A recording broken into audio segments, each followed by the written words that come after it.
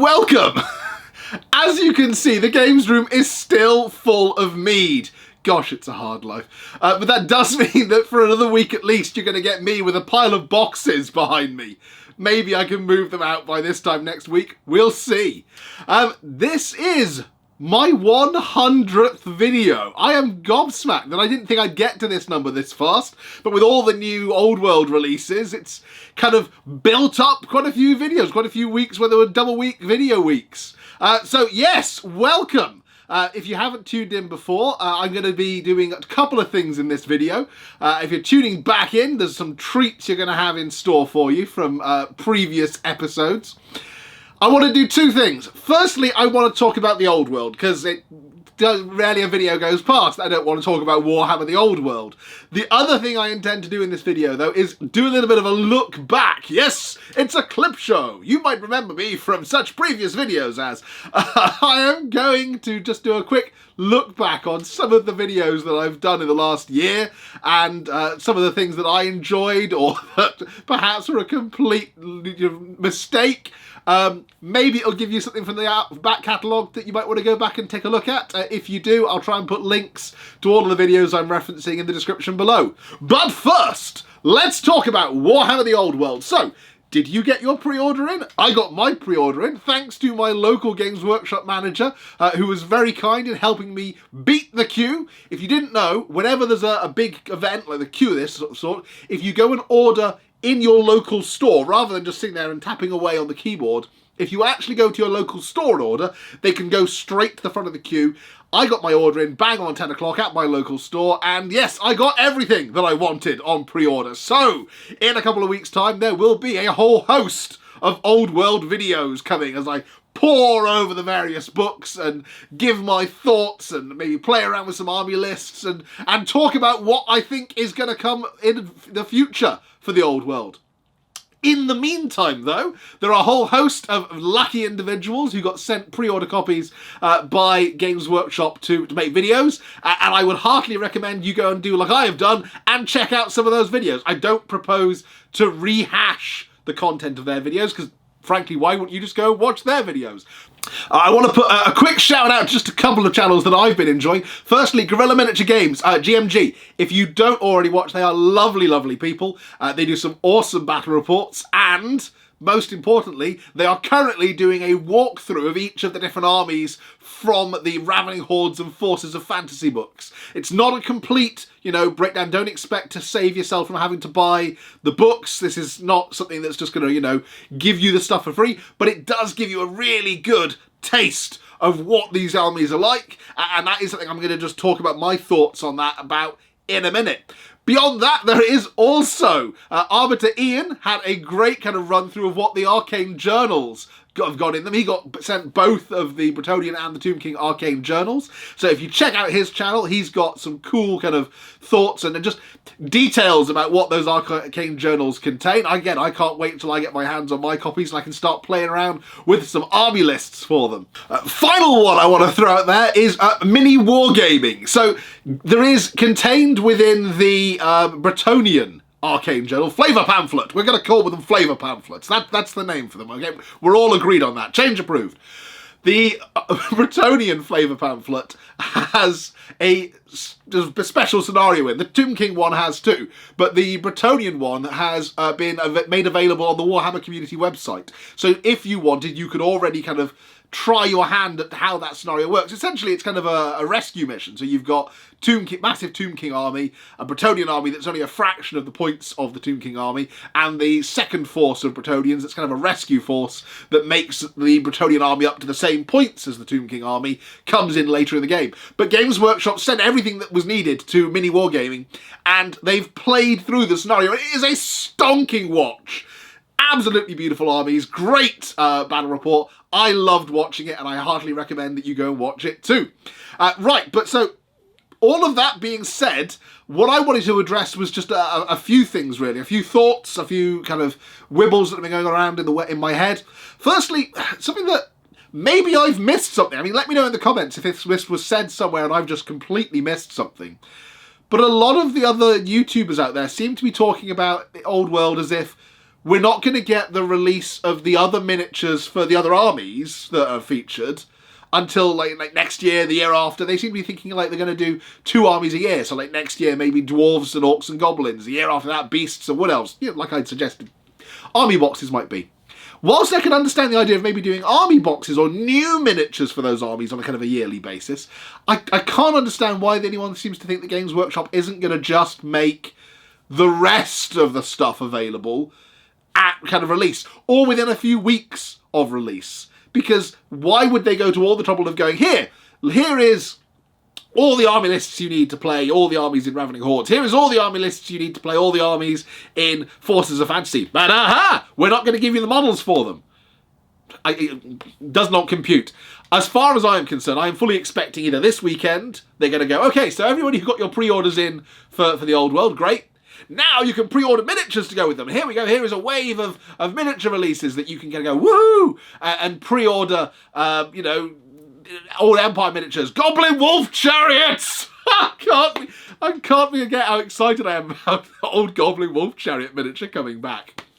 But yeah, I'm fully expecting either this weekend or in the coming weeks, Games Workshop to capitalise on what is clearly the popularity of Warhammer the Old World, if all the bitching and whining about people not being able to pre-order their stuff that I've seen on Facebook is anything to go by, then yeah, I can only assume that Games Workshop will capitalise on that and make the rest of the stuff available so that they can keep taking our money, because at the end of the day, they're a business and they want to take money from us. That's kind of what they do.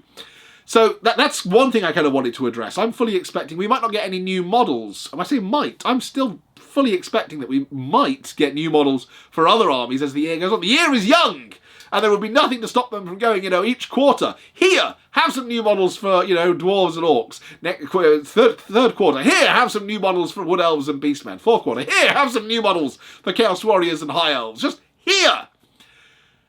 I don't see why we have to wait a year and a year and a year for each release. Again, yeah, I don't understand. They didn't do that with Horus Heresy. They didn't go, oh, by the way, okay, here's the Horus Heresy box, and now we're going to make you wait a year until we give you any new stuff. No, they went, here is a constant barrage of new Horus Heresy plastic kits. Bwah! We're going to have a Spartan lobbed at your face. Surprised they haven't lobbed a fully, full-size plastic Thunderhawk at us yet.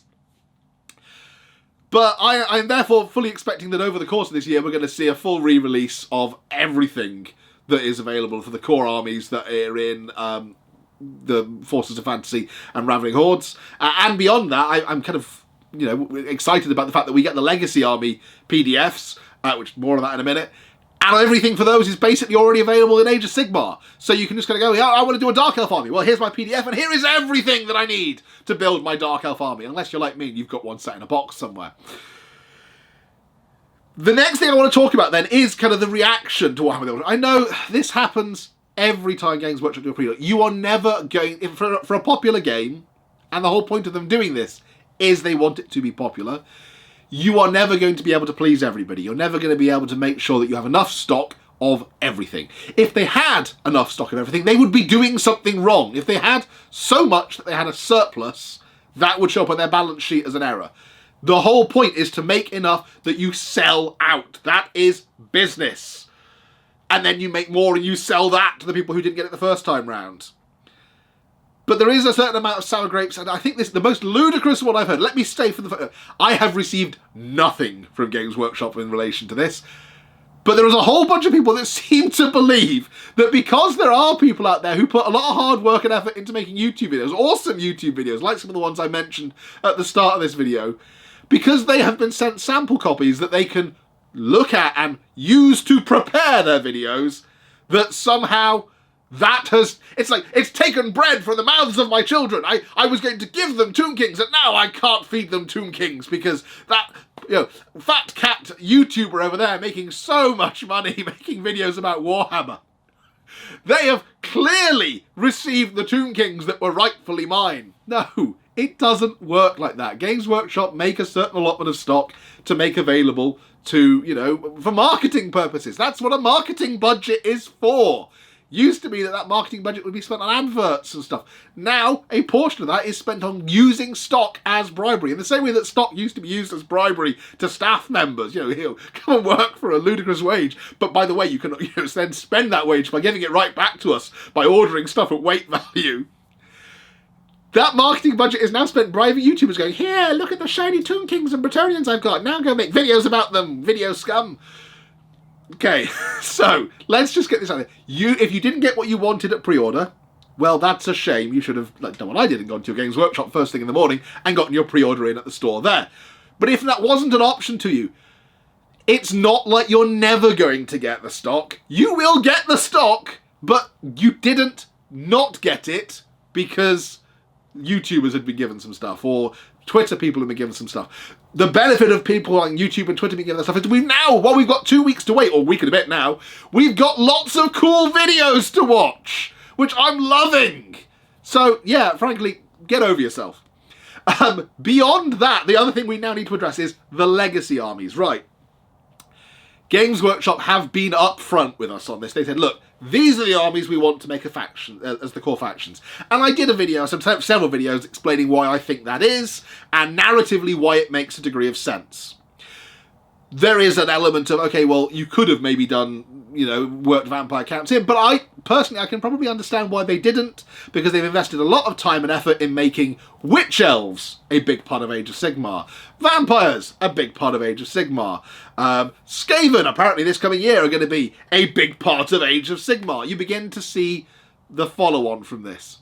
When you spend a lot of time and effort branding something as part of Game A, to then turn around and go, oh, but we're also going to make it part of Game B, even if it originated in Game B, doesn't make a lot of business sense.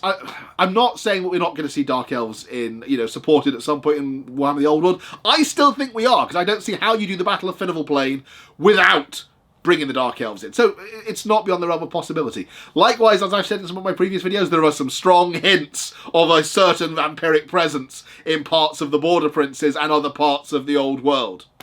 So is it that we're never going to get them? No, but we waited near enough 5 years for the Old World to come out. I think we can wait 5 years more if it takes that long for the legacy armies to get the flavour pamphlets and the other new models and stuff that we're hoping for.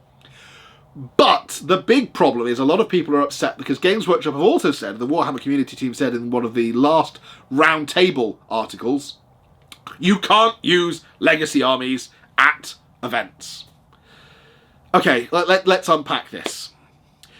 This will only affect you if your only goal was to play a legacy army, so to play, Chaos Dwarves, or Vampire Counts, or Skaven, or Dark Elves, or Ogres, or Lizardmen, but to play one of those armies, and the only chance you're ever going to get to play is at something like the Grand Tournament, or a campaign weekend at Warhammer World.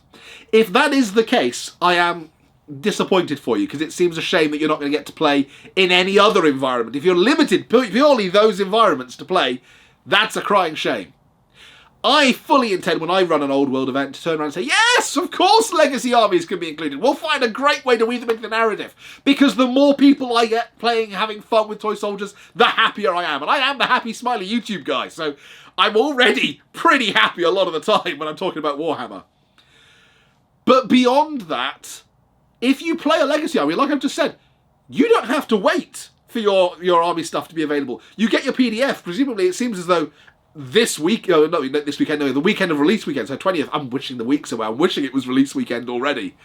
You get your stuff right at the start, and if you don't have the models you need, you can go straight on the Games Workshop website and just buy them. You don't have to wait for stuff to be re-released. That's pretty cool. Beyond that, because they are armies that are supported in Age of Sigmar, Games Workshop are going to keep making new models for you. So literally, you're going to, if you play Skaven, you've just got a whole bunch of cool assassin models that came out for Warhammer Underpants. If you play Dark Elves, I am sure that eventually Malekith and the Realm of Ulgu is going to get stuff, and you'll get a load of more cool Dark Elf stuff. If you play Skaven, oh my god, is this year looking like it's going to be good for you. But even beyond that, even if you go, oh, well, the stuff that they release might not be part of the legacy army list, though. So write your own rules. Write rules for stuff that's coming out for Warhammer Age of Sigmar and go, yeah, I want to include this stuff in my Skaven army.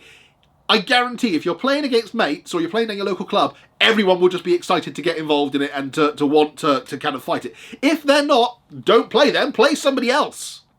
I guarantee it again, if I'm running at a Warhammer The Old World event later this year, and I decide, they've released some other stuff for like Skaven, I would be like, okay, cool, you want to use that in your Skaven army? Well, let's see if we can find out a way to fit it into the Skaven army list that's being released. Which, let's not forget, the Legacy PDFs are apparently going to be as detailed as the army lists in Ravening Hordes. Yes, okay, you're not going to necessarily get a flavour pamphlet anytime soon. But in terms of Games Workshop saying that these aren't supported for their events, I can kind of understand the logic for it. I mean, they said the same thing for basically all of the Horus Heresy stuff for 40k. Now, as somebody who went away and bought Plastic Leviathan as soon as it came out, because at the point that I bought it in 9th edition, it was fully allowed to be used at Games Workshop events, and I had a vague idea of going to one of their campaign weekends with my homebrew Salamander Successor chapters and going, oh, here is my Stompy Relic Leviathan Dreadnought. I can't do that now. So I'll just use it in games against my friends. Or maybe I will paint it up as one of the armies for Horus Heresy, go to a Horus Heresy event with it instead. But if I don't want to go to a Games Workshop event, and to be honest, I have been to some Games Workshop events, and they are a lot of fun, but I kind of enjoy running my own events more, to be honest, or going to events that are run by my friends, or by local clubs, or by independent game shops like Firestorm Games, who run some awesome events. Yeah. It is not the stumbling block that I think people are worried it would be, but I can see the logic behind why Games Workshop did it, and it's this. If you produce like a legacy list, you're not then planning on updating that for the next several years. I mean, that's what we saw with the White Dwarf lists. Things like the Sisters of Battle army list when they got released in White Dwarf. The Blood Angels army list when it got released in White Dwarf. We're going back 10 years ago at least on this. Those were army lists that were released to allow hobbyists to have some fun with their miniatures, but they weren't tested or balanced or in any way planned to match up against the armies that were getting regular supported releases and that had been play tested, we'd hope, at least to some degree, and were balanced and planned and organised in the same way. If they were to turn around and say, yeah, okay, legacy army lists are fully allowed at our old world events, one of two things I suspect would happen. Either those army lists would end up to be massively unbalanced and everybody who had spent money on the flavour pamphlets and Ravening Hordes and everything else would get upset and go, well, why are you letting us play against these clearly unbalanced lists? You need to put time and effort into fixing those. Or alternatively, those lists would be completely outclassed by the army lists that have flavour pamphlets and are supported and planned, and the people playing the legacy lists would go, this is so unfair, why can't we have what they've got? The simple answer is to just do the dad in the back and go, look, I'll turn the whole Warhammer world round and drive home unless you stop arguing. I say this as a dad who has thought at the very least of using that argument at a few events in my time. It is simpler to simply go, look, these are the ones that we have supported, these are the ones that we've playtested, these are the ones that we know vaguely at least will hopefully, more on that in a minute, work against each other. Use these, play with the other ones at home, but don't bring them to our events, because our events, people are paying quite a lot of money, I've been to a Games Workshop event, you pay quite a bit for a ticket, then you pay for your travel, then you pay for your accommodation. Before you know it, you spend a couple of £100, and that's before you set foot in Forge World. Yeah. I can understand why they don't want the additional aggro of people getting upset at their events about unbalanced lists. That's all I'll say on the matter. Except unbalanced lists. So, yeah, I should just stay off hobby Facebook sometimes. Hobby Twitter is lovely. Hobby Twitter has, for the most part, if you put aside the edgelords and broom cupboard dwellers, the Hobby Twitter is very lovely and supportive. Hobby Blue Sky is equally lovely and supportive. There's a great, what I think of as Hobby Twitter fam. That I have a lot of love for. Hobby Facebook is a hellscape. It is just, I go in there because there are some interesting conversations to be had and you get to see some cool pictures of people's stuff. But there is a lot of people going, oh great, you're releasing a new game. Okay, well I've taken a look at GMG's video about the books and I've written an army list for my dwarves and here is 25 gyrocopters because the army list lets me do that and nobody's said that I can't. I'm going to make this now and go to a tournament. Well, that right there is a reason why you should be happy you've got a legacy army list and you're not going to an organised Games Workshop tournament, apparently. Yeah. Can we just all take a breath for a minute and go, look, I know we're all excited about what happened in the old world, and incidentally, if you haven't tried it already, I'm going to put a link in the description below. In fact, I'll just throw it up on the screen here. There is a a fan made old world army list builder. It's not quite Battlescribe, it's not fully supported, it obviously doesn't have the PDF legacy lists in, but it's based purely on the kind of the points values and stuff that have leaked thus far in some of the YouTube videos. Someone has put an army list builder together, which is a lot of fun for playing around on, okay, I've got these models in my 5th edition army or my 6th edition army, how can I make an old world army with them? They're thrown up on the screen now, and it's also, there you are, it's also in the description for this video below. But can we please not immediately go, well, what's the cheesiest, beardiest army list I ever can build? Right, I'm now going to share this and drive everybody else incandescent with rage. Just be happy about hobby. Don't make everybody upset. Please? Yeah. I'm very excited with the fact that with the old world, the way the lists that I've seen in like GMG videos and so forth are built do allow you to build some really cool kind of narrative lists. I mean, like the video that Ian did about the flavour pamphlet for Tomb Kings, I kind of looked at it and went, oh, cool! Like Nakaran Royal Chariot Army. Yeah, I like myself some of that. As soon as I get myself some more chariots to go with the 3 that come in the army box and a box of Tomb Guard, I am there. I am making some Tomb Guard in chariots to accompany my king, and it's going to be a bunch of rolling death crawling across the board to the Ab Fab theme tune.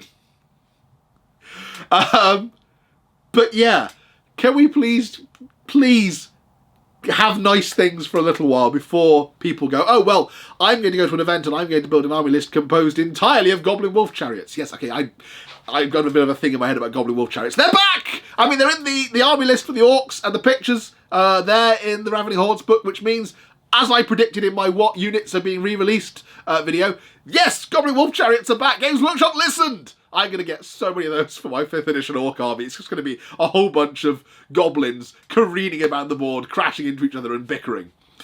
But yes, that is my thoughts on kind of the old one. I'm going to do a bit more on kind of old world army list building for my next video. So tune in for that next week. That's going to be my initial thoughts before I get my hands on the books proper. But having played around with the army list builder, what I think can be done and what cool options do the way in which army lists are opened up offer you. Cool. Okay, that's probably enough of me, spouting off about Warhammer the Old World. Let's talk about the fact this is video 100. Wow, I can't believe that I made it this far, and there are people who are still watching. I'm going to just want to pick out a few highlights for me over the last year. I'm going to keep the clips short, and say if you want to watch the full videos, I'll put the links in the description below. Go and check them out. If not, go, I don't mind. But here are some of my high points from the last year in terms of crazy videos. So first of all, I think one of my favourite videos that I did the whole last year was when I did the first of the Building the Old World series. For those of you who don't know, Building the Old World is me trying to make some classic Warhammer the Old World scenery, and quite often ballsing it up.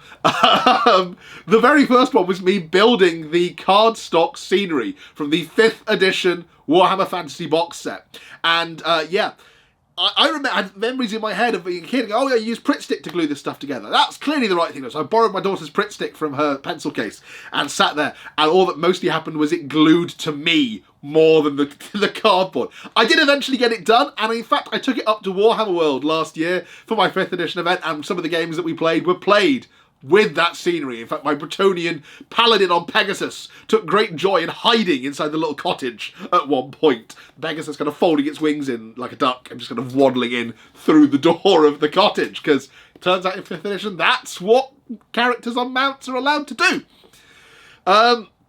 But there is one particular moment that I want to just show you. I'm going to throw this clip up, so here you go. No, you were sticking so well. Stay stuck. Okay, object lesson here is do not try and rush building cardboard scenery for the purposes of a YouTube video.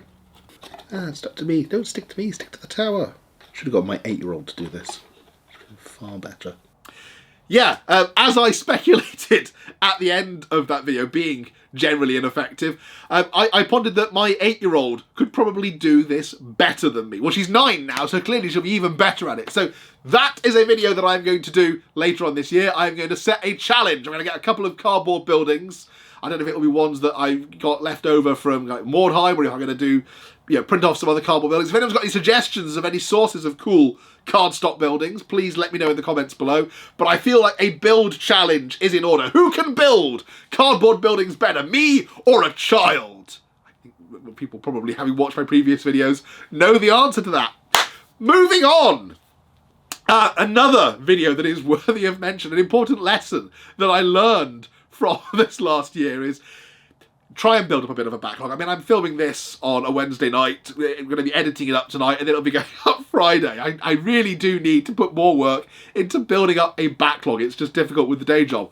Because what happens then is when you fall ill with COVID, as I did at one point last year, you realise you have a video planned for Friday, and you have no energy to do it, and you end up making a video like this. Hello, and welcome to a slightly different video from what I had planned for this week.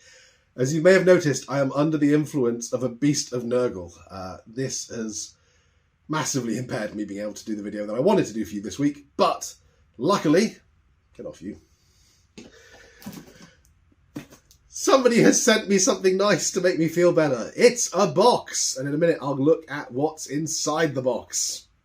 I'm not going to go further than that little clip, but suffice to say, the rest of my Battlefleet Gothic video that eventually kind of devolved into me just sat there playing Battlefleet Gothic against myself in front of the camera. Thankfully, when I did my how to play Battlefleet Gothic video, I learned some lessons from this. Mainly, don't make videos while you've got a temperature of like 112. Get healthy and then make videos, or, you know, ask people for help. If you're determined to have a video up that week, get somebody else to make the video, and you can stay in bed rather than perching a beast of Nurgle on your head.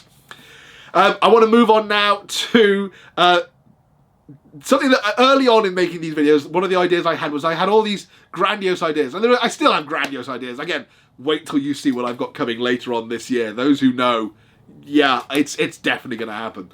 But one of the things that I had these mad ideas about was I love films, and I always want to kind of just do things that I think would be fun or cool, which resulted in me making this.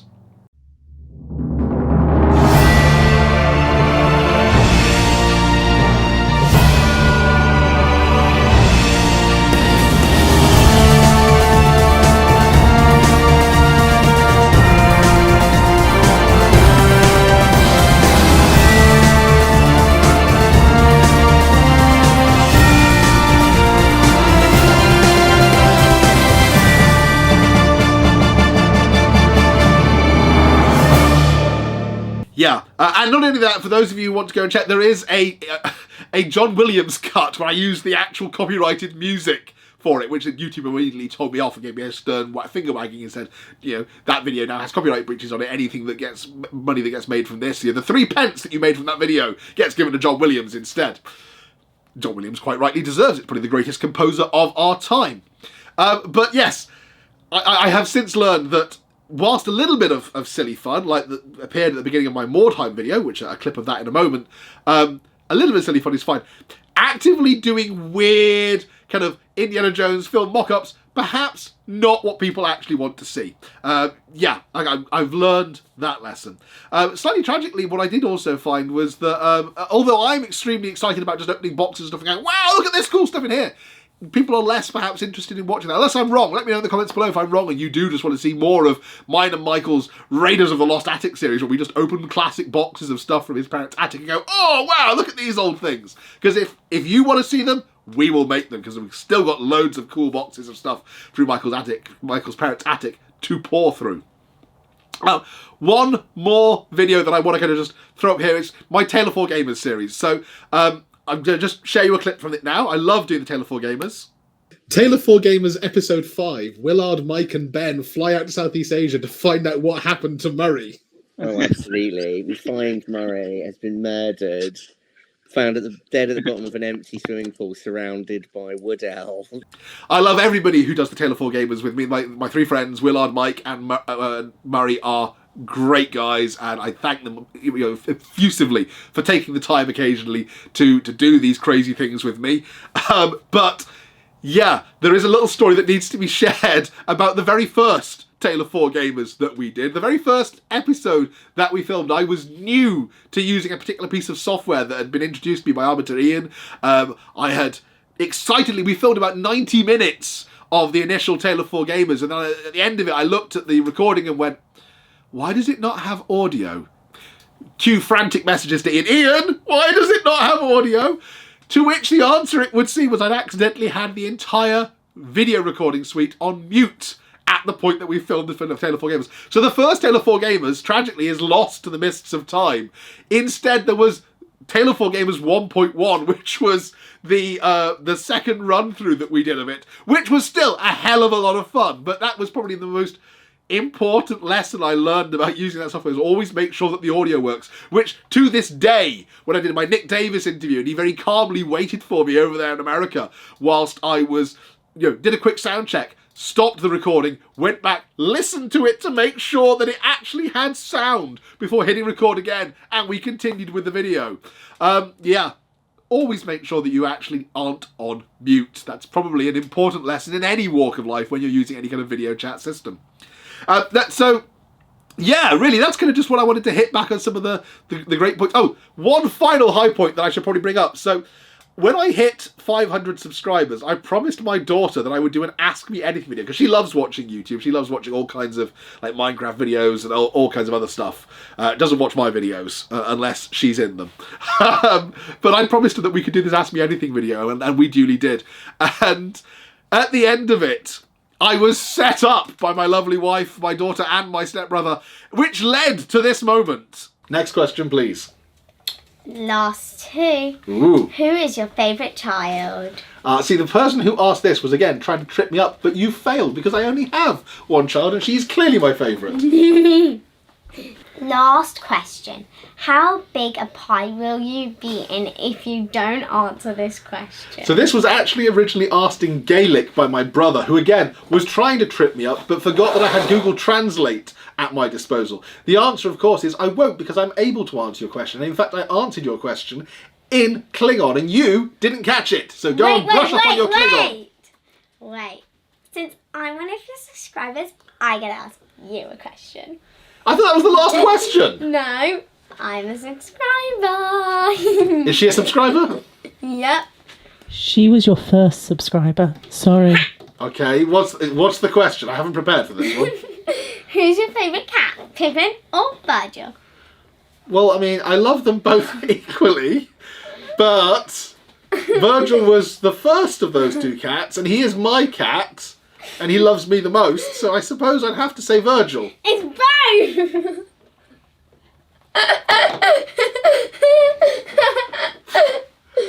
I guess I deserve that. Thanks for watching, everyone. Wait a sec. Wait, I need to do... No. I think she gets... Wait. I think she gets to go again if you said you answered your brother's question in the comments. Yes. You haven't answered it here. Say right now, in Klingon, what you wrote to him. If I say it... Pie him, Rosa.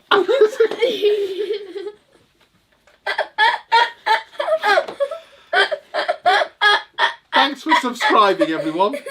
Here's to 500 more. Bye for now. Now, I'm at over 1,400 subscribers now. Thank you to everybody who's subscribed in the last week. It's been lovely to have you all come and join us. I feel it's somewhat dangerous to say this, but if there is an interest, I will do another Ask Me Anything video when I hit 2,000. I think that seems like a nice big number that's sufficiently far enough away that I'm not going to have anything horrible happen to me between now and then. But if there's any interest, I will do another Ask Me Anything when we hit 2,000, and I will let my daughter once again come up with some horrendous penalty that I have to face if I don't answer a question that's asked in that Ask Me Anything.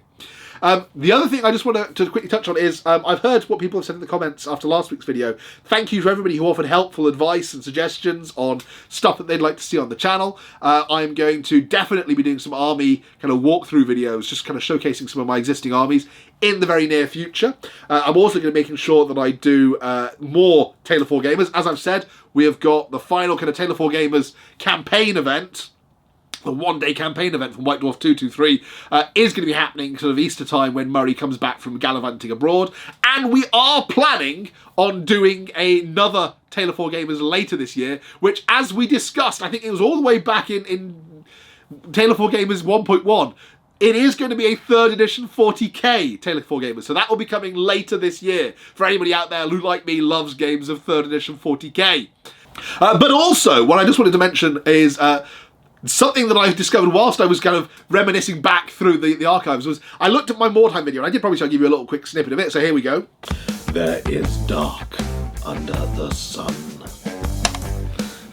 Hello! At the end of my Mordheim video, I speculated that an idea for an old world event, and I did say I'm going to run my own old world event at some point later this year, an idea for an old world event that I speculated in that video was based upon the idea that Mordheim, City of the Damned, is still an extant thing at the point that Warhammer the Old World is set. 2267 it's about 30 years before, well, 23 years before Magnus the Pious. 33 years. I can't do maths. I should just do a compilation of all the times in my videos that I have failed to do maths. Yes, it was 33 years before Magnus the Pious ordered his grand army, having sort of had victory in Kislev, to destroy the damned city through mass barrage with his artillery train at the end of the Great War against Chaos. So 2267, it's absolutely still a going concern, and I still hope this means Games Workshop might re-release Mordheim, even if it's just like a made-to-order type thing, or even if it's just the rule book and, you know, like the cardstock scenery or something, or even just the rule book. Just come on, guys! But yeah, one of the ideas I speculated on was the fact that wouldn't it be cool to do an old world event based around Mordheim City of the Damned? So that's what I'm planning on doing later this year. I'm going to shout out about it some more on the Facebook group that I run for this. I'll probably put some stuff about it up on Twitter, and it will feature in some of the videos I'm planning later this year once I get my hands on the old world rulebook and can start planning how I can weave it into like a campaign situation. I'm currently thinking, though, a mixture of games of Mordheim and games of Warhammer the Old World, because it just seems like they would have a natural crossover. Warbands from Mordheim are pretty well represented, apart from the Skaven, which is the legacy army, they're pretty well represented amongst the different armies that are available for Warhammer the Old World. So I'm currently thinking maybe some kind of, you know, day one you play some games of Mordheim and maybe 2 games of Warhammer the Old World. Day 3 you play more games of Warhammer the Old World, and then a big multi-battle game of Mordheim with all kind of the warbands mobbing each other. That would be quite cool. Let me know what you think. Let me know if you think this sounds like a cool idea, if you'd like to see me expand on this idea, if you'd like to come to the event. Let me know if you're based in the UK or you feel like travelling. I'm sure we can work something out. In the meantime, thank you very much to everybody who has stuck with me through 100 videos, and here's to at least 100 more. Thank you very much for watching, guys. As ever, I will catch you next time. Bye for now.